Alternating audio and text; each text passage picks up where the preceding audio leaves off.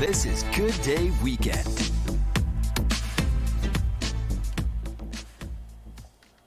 Good morning. It's Sunday, December 7th, and welcome to Good Day Weekend. I'm Lisa Evers in the Fox 5 newsroom. Thank you for joining us live on the Fox Local app. Prosecutors releasing new photo evidence in the Luigi Mangione case. The Manhattan DA's office putting out these photos, including this piece of paper with the words "survival kit" written in the bottom right corner. The new evidence photos come after Friday's pretrial hearing was postponed because Mangione said he was sick. The pretrial hearing is set to begin again on Monday. Mangione has pleaded not guilty to state and federal murder charges.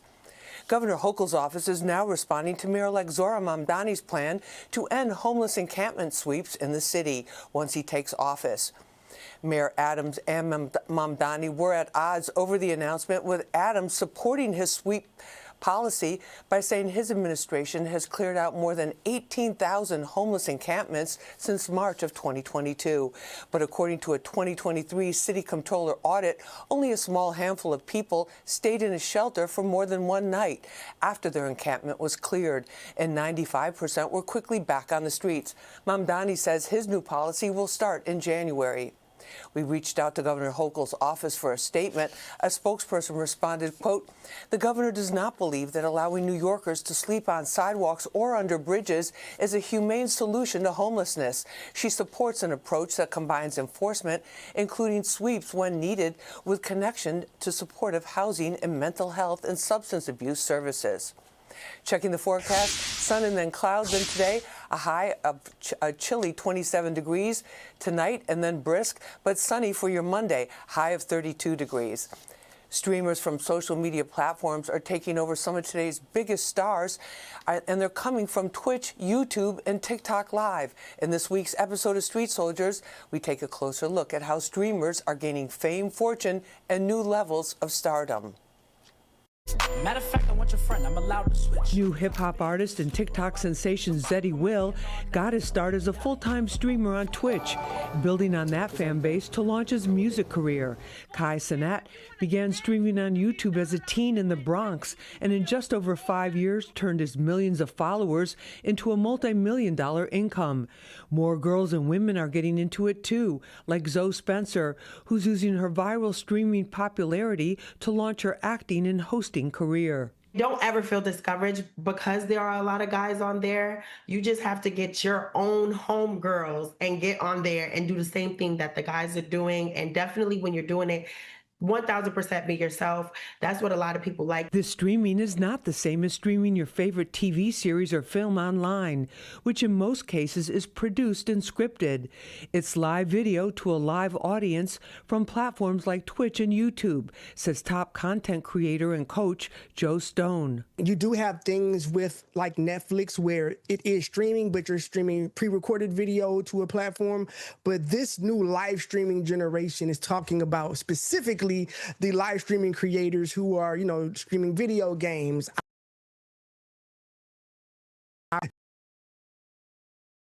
Streaming live podcasts, doing 24-hour streams. The new streaming is live and unfiltered and very interactive with the audience. Members participate in live chats with the hosts. Rising streaming star McQueen says that connection is a big part of his growing fan base. It's number one priority, because if you don't have a stream if they're not there. You don't have a stream if the chat's not involved. So it's like you have to prioritize them, or else you're not going to have a popping stream. You're just talking to yourself. And you can watch Street Soldiers anytime on our Fox 5 NY YouTube page and streaming right here on the free Fox Local app.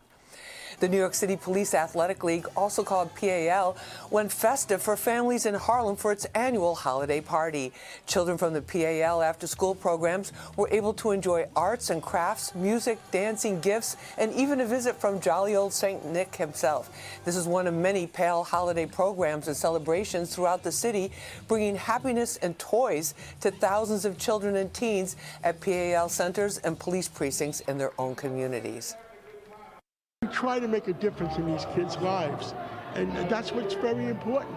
And when you see their faces. So when they go home with their gifts and we feed them and give out gifts and raffles and things like that, so they can enjoy a wonderful day without having to worry about anything. Brooklyn Book Bodega also distributed free books to the kids at the party for the second year in a row. Holiday travel is already stressful, but it might be worse for tri-state flyers. A new study shows 2 of our 3 major airports are the most stressful in the world. Fox 5's Meredith Gorman has the list. A new global study names Newark Liberty Airport the most stressful in the world.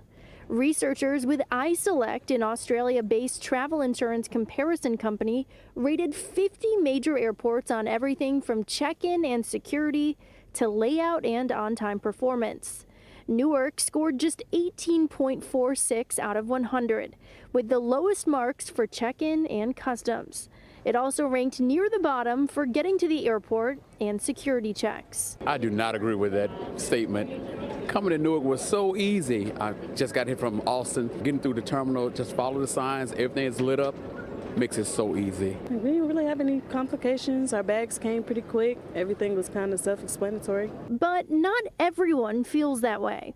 Long security lines, slow processing, and baggage delays are key reasons Newark landed last on the list. If you want to talk about stressful, 2 wheels have just come off of my suitcase from the carousel, and now I have to trip like 2 hours with a suitcase that I can't even wheel around. Flight performance also dragged Newark down. The airport had higher than average departure delays, but experts say it's not just Newark. All New York area airports can be challenging due to congestion, aging infrastructure, and crowded airspace. JFK was ranked the 4th most stressful airport in the world on the same list. I truly don't believe that Newark is all that much worse than JFK or LaGuardia. They share the same general airspace, and that airspace is too crowded, which leads to delays and cancellations. Newark is working to improve. A new Terminal A is open, and a multi-billion-dollar air train replacement is underway. Experts hope these upgrades will help, though some issues named in the study are bigger than the airport itself. I don't think staffing issues is as important in terms of stopping the delays and cancellations at the New York City airports as having a new system. Right now, our system is one of the oldest on the planet. So if you're flying in or out of Newark Airport, give yourself some extra time, because the world's most stressful airport is not where you will want to be cutting it close. Reporting from Newark, I'm Meredith Gorman, Fox 5 News. Christmas lovers are quick to draw a line in the snow over their tree preference. Some love a fake fir, while others enjoy a freshly cut pine. But our Richard Giacovas found out both are going to cost you big bucks this year. Constantine Pantazis and his family always spent Christmas morning opening presents under a fake tree. Well, growing up, we had artificial tree, and we attached a lot of memories to that tree. But those faux Fraser firs are costing more this holiday season, forcing Constantine to break tradition and go with a blue spruce this year. You know, you look at it and say to yourself, what do we need to do here? Do we need to make the memories? And sometimes you may have to overpay for that.